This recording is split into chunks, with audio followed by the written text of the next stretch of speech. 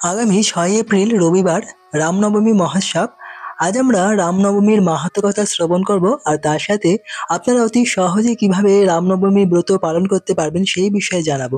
তো ভিডিওটি শুরু থেকে শেষ পর্যন্ত শ্রবণ করুন। জয় শ্রীরাম। চৈত্র মাসের শুক্লাপক্ষের নবমী তিথি ভগবান শ্রীরামচন্দ্রের শুভ আবির্ভাব তিথি।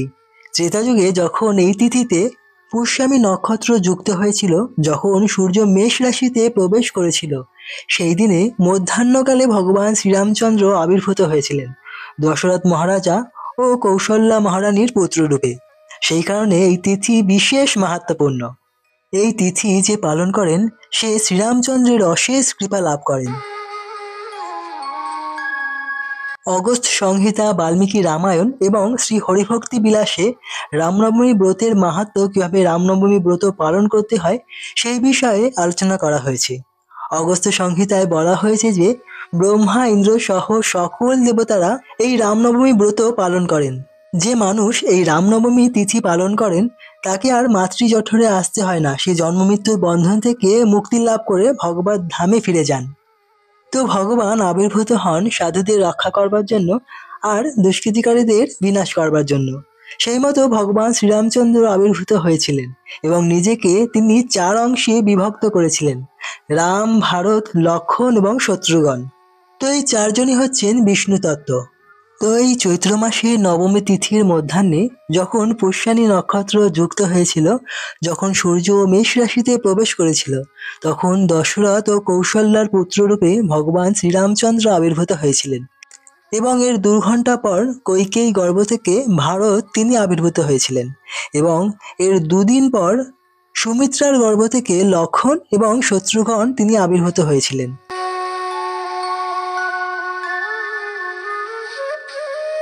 তো কেন ভগবান আবির্ভূত হলেন? না, যখন রাবণের অত্যাচার বেড়ে যাচ্ছিল, তখন সকল দেবতাগণ ভগবানের শরণাগত হয়েছিলেন। এবং তখন দশরথ মহারাজা তিনিও একইভাবে চিন্তিত হয়ে পড়েছিলেন। দশরথ মহারাজার স্ত্রী থাকা সত্ত্বেও তার কোনো পুত্র সন্তান ছিল না। তখন রাজা দশরথ খুব দুঃখিত ছিলেন। তিনি একা একা বসে কাঁদতেন। তিনি ভাবতেন, কেন আমার পুত্র সন্তান হচ্ছে না? আমার এই সাম্রাজ্যকে কে পরিচালনা করবে? তো যখন রাজা দশরথ এইভাবে মন খারাপ করে একা একা কাঁদতেন, তখন ওনার মন্ত্রী ওনাকে একদিন বললেন, মহারাজা, এর একটি সমাধান রয়েছে। যদি আমরা ঋষ্যসিংহ মুনিকে নিয়ে এসে তার মাধ্যমে যদি আমরা এক বিশেষ যজ্ঞ করি, তাহলে আপনার পুত্র সন্তান লাভ হবে। তখন মন্ত্রীর কথা অনুসারে রাজা দশরথ কার্য করলেন। তিনি বিশাল আয়োজন করলেন এবং ঋষ্যসিংহ মুনিকে আনা হলো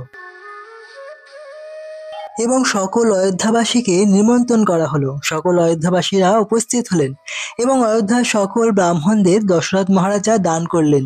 অন্ন, বস্ত্র, ছত্র, পাদুকা, স্বর্ণ, রূপা এবং গাভী দান করলেন। এবং সেই যজ্ঞ অনুষ্ঠানে সকল দেবতাগণ উপস্থিত হয়েছিলেন। ব্রহ্মা, ইন্দ্র সহ সকল দেবতাগণ, গন্ধর্বগণ, সিদ্ধগণ, চানরগণ, তারা সকলেই উপস্থিত হয়েছিলেন।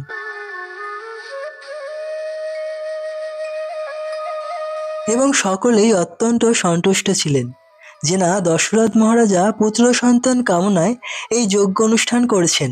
আর সেই যজ্ঞ অনুষ্ঠানে যখন ঋষ্যসিংহ মুনি অথর্ব মন্ত্র উচ্চারণে যজ্ঞ অনুষ্ঠান করছিলেন, ভগবানকে সন্তুষ্ট করবার জন্য যজ্ঞে আহুতি দিচ্ছিলেন, অন্যদিকে ব্রহ্মা, ইন্দ্র, সকল দেবতাগণ ভগবানের কাছে প্রার্থনা করছিলেন, রাবণের অত্যাচার দিন দিন বেড়েই চলেছে, সকলকে রক্ষা করুন ভগবান। তখন তারা দেখলেন ভগবান শ্রীবিষ্ণু শঙ্খ, চক্র, গদাধারী ভগবান তিনি গরুড়ের পিঠে চড়ে তাদের দিকে এগিয়ে আসছেন। তখন ভগবান সকল দেবতাদের উদ্দেশ্য করে বললেন, তোমরা কোনো দুশ্চিন্তা করো না, আমি শীঘ্রই নিজেকে 4টি অংশে বিভক্ত করে আমি দশরথ রাজার 3 রানীর গর্ভে আমি আবির্ভূত হব। আমি এই অযোধ্যা নগরী 11 বছর শাসন করব এবং রাবণ সহ সকল অসুরদের আমি বধ করব এবং এই জগতে আমি শান্তি প্রতিষ্ঠা করব। তাই তোমরা কোনো দুশ্চিন্তা করবে না এবং আমার এই লীলায় তোমরা সকলে অংশগ্রহণ করো। সেই কারণে আমার আবির্ভাবের আগে তোমরা সকলেই অযোধ্যাতে আবির্ভূত হও।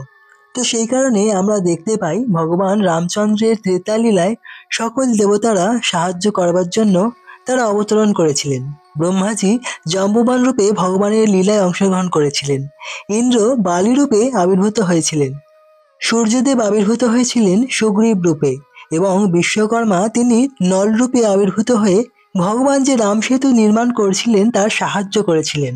তো এভাবে ভগবানকে সাহায্য করবার জন্য সমস্ত দেবতাগণ আবির্ভূত হয়েছিলেন। তো এভাবে যখন ভগবান সকলকে আশীর্বাদ দিয়ে অন্তহীন হলেন, তখন সেই যজ্ঞবেদী থেকে এক বিষ্ণুদূত প্রকট হলেন এবং তার হাতে এক বাটি পায়েস ছিল। সেই বিষ্ণুদূত সেই পায়েসের বাটিটি দশরথ মহারাজের হাতে দিলেন। তখন দশরথ মহারাজা সেই পায়েসের ৩ ভাগ করে তার ৩ রানীকে দিলেন। দশরথ মহারাজা ৩ রানী কৌশল্যা, কইকেয়ী এবং সুমিত্রা ওনারা এই পায়েস গ্রহণ করলেন এবং এই পায়েস গ্রহণ করার মাধ্যমে নির্দিষ্ট সময়ে দশরথ মহারাজার মনের সমস্ত আশা পূর্ণ হলো। তিনি যে পুত্র সন্তান প্রাপ্তির যে আশা করেছিলেন তা পূরণ হয়েছিল। তো এই চৈত্র মাসের শুক্লাপক্ষের নবমী তিথিতে ভগবান শ্রীরামচন্দ্র তিনি রাজা দশরথ এবং কৌশল্যার পুত্ররূপে মধ্যাহ্নকালে আবির্ভূত হয়েছিলেন। তাই তিনি যেহেতু মধ্যাহ্নকালে আবির্ভূত হয়েছিলেন, তাই ভক্তেরা মধ্যাহ্ন পর্যন্ত ব্রত উপবাস করেন। মধ্যাহ্ন অর্থাৎ দুপুর 12টা পর্যন্ত উপবাস পালন করে তারপর ভগবানকে ভোগ নিবেদন করে, তারপর আরতি করে ভগবানের চরণে পুষ্প নিবেদন করে তারপর অন্নপ্রসাদ গ্রহণ করেন। তো রাজা দশরথ খুব আনন্দিত হয়েছিলেন। তার সন্তান লাভের জন্য তিনি সকল অযোধ্যাবাসীকে প্রচুর দান করেছিলেন। স্বর্ণ, ছত্র, বস্ত্র, পাদুকা, অন্ন তিনি দান করেছিলেন। রামকথার অর্থই হচ্ছে আনন্দ। ভগবান রামচন্দ্রের নাম যে করে সে পরম আনন্দ লাভ করতে পারেন। সেই কারণে শ্রী শিবজি তিনি উল্লেখ করেছেন যে শ্রী রাম রাম রামেইতি রমে রামে মনোরমে। যদি কেউ রাম নাম উচ্চারণ করে সে পরম আনন্দ লাভ করতে পারে। তাই আমরাও যদি পরম আনন্দ লাভ করতে চাই তাহলে আমাদের ভগবানের এই দিব্য নাম উচ্চারণ করতে হবে, জপ করতে হবে। হরে কৃষ্ণ কৃষ্ণ কৃষ্ণ হরে হরে, হরে রাম রাম রাম হরে হরে। আমরা যখন এই মহামন্ত্র উচ্চারণ করব, জপ করব, তখন আমরা মহা আনন্দ আস্বাদন করতে পারবো। এখন আপনারা জেনে নিন আপনারা সহজে বাড়িতে কিভাবে রামনবমী ব্রত পালন করতে পারেন।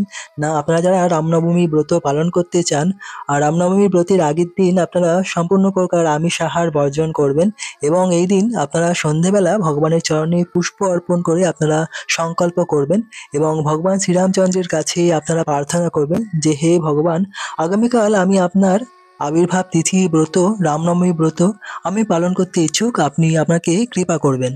রামনবমীর দিন আপনারা ব্রহ্ম মুহূর্তে ঘুম থেকে উঠে স্নান করে ভগবানের মঙ্গল আরতি করবেন, ভগবানের চরণে ফুল তুলসীপত্র নিবেদন করবেন। এই দিন বেশি করে ভগবানের দিব্যনাম হরে কৃষ্ণ মহামন্ত্র জপ করবেন এবং রামলীলা পাঠ করবেন, শ্রবণ করবেন। সাধু মহাত্মাদের শ্রীমুখ থেকে আপনারা রামলীলা শ্রবণ করতে পারেন এবং দুপুর 12টা পর্যন্ত উপবাস পালন করবেন এবং দুপুর 12টার পর আপনারা ভগবান শ্রীরামচন্দ্রের অভিষেক করতে পারেন। যদি বাড়িতে বিগ্রহ থাকে তাহলে বিগ্রহে আপনারা অভিষেক করবেন, তা না হলে চিত্রপটে আপনারা অভিষেক করতে পারেন। আপনারা পঞ্চামৃত দিয়ে অভিষেক করবেন। দুধ, দই, ঘি, মধু এবং চিনির জল দিয়ে আপনারা অভিষেক করতে পারেন এবং ফলের রস দিয়েও বা ডাবের জল দিয়েও আপনারা অভিষেক করতে পারেন। এভাবে অভিষেক করলেন। এরপর পুষ্পাঞ্জলি অর্পণ করবেন, ভগবানের চরণে তুলসীপত্র এবং ফুল অর্পণ করবেন। তো ভগবানের চরণেই আপনারা কেবলমাত্র তুলসীপত্র অর্পণ করতে পারেন। সীতা দেবীর চরণে আপনারা তুলসীপত্র অর্পণ করবেন না, কেবলমাত্র ফুল অর্পণ করবেন। আপনারা হরে কৃষ্ণ মহামন্ত্র বলে আপনারা তা নিবেদন করতে পারেন। এরপর আপনারা অর্ঘ্য নিবেদন করতে পারেন। একটি শঙ্খের মধ্যে আপনারা গঙ্গা জল এবং পুষ্প বা তুলসী নিয়ে একটি বিসর্জন পাত্রে তা নিবেদন করতে পারেন। এভাবে আপনারা অর্ঘ্য নিবেদন করার পর ভগবানের বিশেষ ভোগ নিবেদন করবেন এবং তারপরে সেই ভোগ মহাপ্রসাদ আপনারা সকলে পেতে পারেন। অন্য মহাপ্রসাদ আপনারা পেতে পারেন দুপুর 12টার পর। এই দিন আপনারা বাড়ির কাছাকাছি মন্দিরে যেতে পারেন। রামনবমী উপলক্ষে সকাল থেকেই অনুষ্ঠান শুরু হয়ে যায় এবং রামজির অভিষেক হয়, তারপরে আরতি হয়, ভোগ নিবেদন হয়, মহাপ্রসাদও থাকে। এই সমস্ত আপনারা খুব আনন্দের সাথে মন্দিরে পালন করতে পারেন এবং ব্রত করার শেষে আপনারা অবশ্যই ব্রাহ্মণদের, বৈষ্ণবদের বা ভগবানের উদ্দেশ্যে অবশ্যই দান করবেন। আমরা দেখতে পাই দশরথ মহারাজা কিভাবে মুক্ত হস্তে সমস্ত গ্রামবাসীদের, ব্রাহ্মণদের দান করেছিলেন। তো সেই কারণে আপনারা সকলেই ব্রতের শেষে অবশ্যই ভগবানের প্রীতিবিধানের জন্য দান করতে পারেন। এছাড়া ব্রাহ্মণ, বৈষ্ণব ভক্তদের আপনারা দান করতে পারেন। তো এভাবেই আপনারা সকলেই অতি উৎসাহের সঙ্গে এই রামনবমী ব্রত পালন করুন এবং অন্যকেও উৎসাহিত করুন এই রামনবমী ব্রত পালন করতে। কারণ ভগবান শ্রীরামচন্দ্রের এই আবির্ভাব তিথি যখন আমরা পালন করি তখন আমরা ভগবানের অশেষ কৃপা লাভ করতে পারি, পরম আনন্দ আমরা লাভ করতে পারি। তাই আপনারাও পালন করুন এবং অন্যকেও এই ব্রত পালনে উৎসাহিত করুন। মর্যাদা পুরুষোত্তম শ্রীরামচন্দ্র তিনি অযোধ্যা ধামে সরয়ূ নদীর কিনারে বিভিন্ন লীলাবিলাস করেছেন এবং পরমেশ্বর ভগবান শ্রীকৃষ্ণ তিনি দ্বাপর যুগে বৃন্দাবন ধামের বিভিন্ন স্থানে লীলাবিলাস করেছেন, যমুনার কিনারে, গিরিরাজজির কিনারে। তাই আমরা পরবর্তীতে আপনাদের শ্রীরামচন্দ্রের অযোধ্যা ধাম দর্শন করাবো এবং রামজির আরও বিভিন্ন লীলাকথা শ্রবণ করাবো। আজ আমরা আপনাদের বৃন্দাবন ধাম দর্শনের সাথে সাথে শ্রীরামচন্দ্র ভগবানের মহিমা কথা শ্রবণ করালাম। এভাবে আপনারা সকলে আমাদের সঙ্গে থাকুন এবং রাম কথা, কৃষ্ণ কথা শ্রবণ করে মানব জীবন ধন্য করুন। ধন্যবাদ। সবাই সুস্থ থাকবেন, ভালো থাকবেন। আপনাদের সকলকে রামনবমীর অশেষ আগাম শুভেচ্ছা জানাই। আর এই ভিডিওটি সকলের সঙ্গে শেয়ার করুন, সকলের সঙ্গে শেয়ার করে সকলকে জানিয়ে দিন যে রামনবমী ব্রত কবে পড়েছে এবং কিভাবে অতি সহজে রামনবমী ব্রত পালন করতে পারেন। তো ধন্যবাদ আপনাদের সকলকে আমাদের সঙ্গে থাকার জন্য। সবাই সুস্থ থাকবেন, ভালো থাকবেন। হরে কৃষ্ণ, জয় শ্রীরাম।